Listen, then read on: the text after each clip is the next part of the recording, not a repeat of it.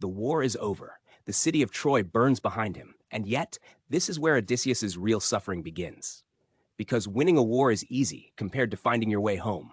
The sea stretches endlessly before his ships, black and restless, as if it already knows what it plans to take from him.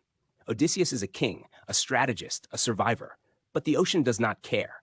The gods do not care. And fate, once stirred, does not turn back. At first, the journey feels manageable.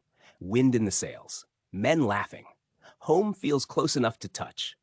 But one careless choice leads them to the land of the Cyclops, where hunger becomes a trap and a single eye watches from the dark.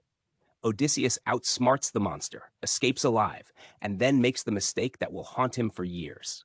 He gives his name. The Cyclops screams it to the heavens, calling on his father, Poseidon, god of the sea.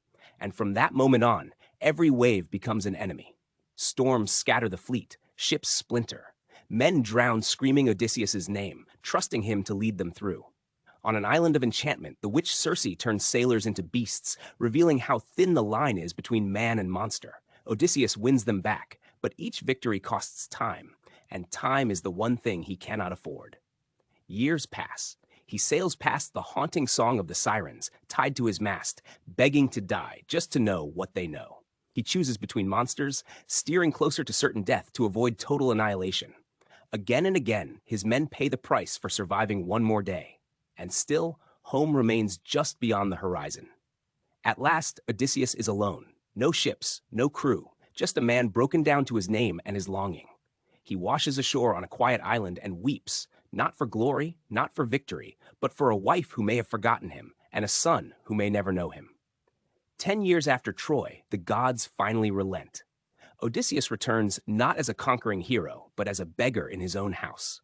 And only then does he understand the final lesson of his journey, that strength is not in cleverness, nor endurance, nor even survival, but in knowing who you are when everything else has been stripped away.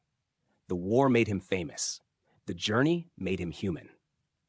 If this story moved you, please like the video, share it with someone who loves myth and legend, subscribe for more timeless stories, and let me know your thoughts in the comments below.